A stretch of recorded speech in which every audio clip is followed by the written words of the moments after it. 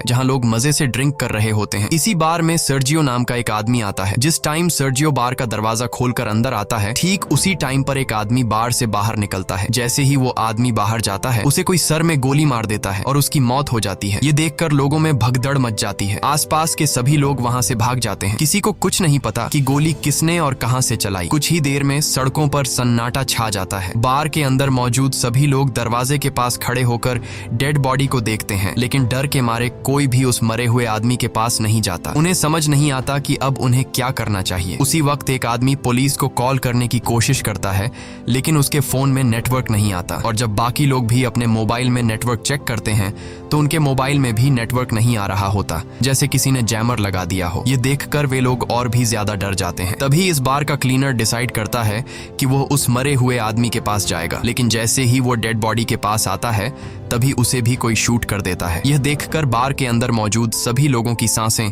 गले में अटक जाती हैं और डर के मारे जमीन पर लेट जाते हैं ताकि स्नाइपर उन्हें शूट न कर सके। सभी को एक बात समझ आ जाती है कि बार से बाहर जाने का मतलब अपनी मौत को बुलाना है। वे लोग टीवी ऑन करते हैं ताकि उन्हें पता चल सके कि आखिर यहाँ क्या चल रहा है, लेकिन इस हादसे के बारे में टीवी पर कोई खबर नहीं चल रही होती। वो लोग परेशान हो जाते हैं कि मैड्रिड जैसे बड़े शहर के बीचों बीच 2 लोगों को सड़क पर गोली मार दी गई, लेकिन इसके बारे में टीवी पर कुछ भी नहीं दिखाया जा रहा। जैसे ही उनकी नजर बाहर जाती है तो वहाँ से दोनों लाशें गायब हो चुकी होती हैं और साथ ही उनका खून भी वहाँ से साफ कर दिया गया होता है। सभी को कुछ समझ नहीं आता कि यहाँ क्या हो रहा है। तभी सीटुर कहता है कि मुझे लगता है कि किसी ने हम सबको किडनैप कर लिया है और वो चाहता है कि हम में से कोई भी यहाँ से बाहर ना निकले। तब सर्जियो कहता है कि हो सकता है हम में से कोई एक आतंकवादी हो जिसके पास कोई बॉम्ब हो और सरकार उसे पकड़कर मारना चाहती हो ताकि वो यहाँ से बाहर जाकर पब्लिक प्लेस में ब्लास्ट न कर सके। ये सुनकर एक आदमी जिसका नाम नाचो है, वो चुपके से अपने पैर से एक ब्लैक कलर के बैग को छुपा देता है। ऐसा करते हुए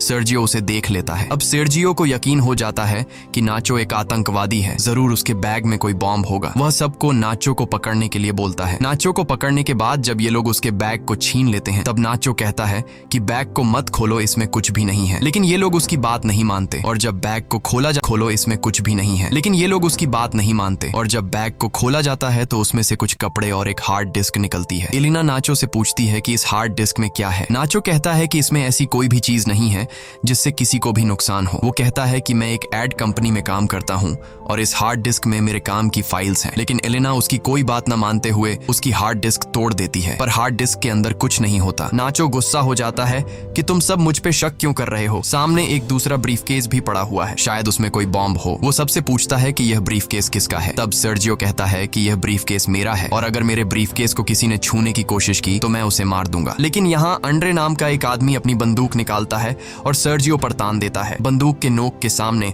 सर्जियो अब कुछ भी नहीं कर सकता था, इसलिए बार की मालकिन अम्पारो ब्रीफकेस को उठा लेती है। लेकिन अम्पारो ब्रीफकेस खोलने से डर रही थी। तभी एक भिखारी जिसका नाम इजराइल है, वह ब्रीफकेस को खोल देता है और ब्रीफकेस के अंदर से सारा लेडीज का सामान बाहर निकलता है। सर्जियो कहता है कि मुझे यह सब बेचना पड़ता है और लोगों को मेरे इस काम के बारे में बताने में मुझे शर्म आती है। इससे पहले कि कोई कुछ समझ पाता, उसी वक्त उन्हें बाथरूम से एक अजीब सी आवाज आती है। जब ये लोग वॉशरूम का दरवाजा खोलने की कोशिश करते हैं तो दरवाजा अंदर से लॉक होता है। ये लोग किसी तरह दरवाजा खोलकर बाथरूम में जाते हैं और देखते हैं कि वहाँ पर एक मोटा आदमी पड़ा हुआ है जो कि बेहोश है। दरअसल कहानी की शुरुआत में ये आदमी खांसते खांसते इस वॉशरूम में आया था और तब से वो यहीं पर बेहोश पड़ा है। इस आदमी के पास एक इंजेक्शन भी पड़ा होता है। ये लोग इससे एक नशेड़ी समझकर वहीं पर छोड़ देते हैं। तभी इन लोगों को बाहर से गाड़ियों की आवाज आती है। जैसे ही ये लोग बाहर के गेट के पास जाते हैं तो ये देखते हैं कि बाहर बहुत सारे आर्मी ऑफिसर्स आए हैं जिनके चेहरों पर मास्क लगा हुआ है। आर्मी सोल्जर्स को देखकर ये लोग बहुत खुश हो जाते हैं और मदद के लिए पुकारने लगते हैं। ये सोल्जर्स वहाँ पर बहुत सारे टायर्स का ढेर बनाते हैं और उन टायर्स को जलाकर वहाँ से चले जाते हैं। हालांकि सभी को लग रहा था कि ये हमारी मदद करने आए हैं, लेकिन वो इनकी मदद नहीं करते और वहाँ से चले जाते हैं। कुछ देर बाद टीवी पर न्यूज दिखाई जाती है कि सिटी के एक बहुत बड़े हिस्से में आग लग गई है, इसीलिए उस जगह को सील कर दिया गया है और उस जगह पर अब कोई भी नहीं जा सकता। बार में फंसे लोगों को कुछ समझ नहीं आता कि सरकार झूठ क्यों बोल रही है। ये आग सरकार ने खुद लगाई है, उन्होंने हमें देख भी लिया फिर भी हमें नहीं ले जा रहे। तभी वो आदमी जो बाथरूम के अंदर बेहोश था वो अचानक सबके सामने आ जाता है। उसकी पूरी बॉडी बुरी तरह से फूल गई होती है, साथ ही उसकी आंखें भी सफेद लाइट की तरह चमक रही होती हैं। वो आदमी कहता है कि मेरे पास मत आना और मुझे छूने की कोशिश बिल्कुल भी मत करना। ये कहकर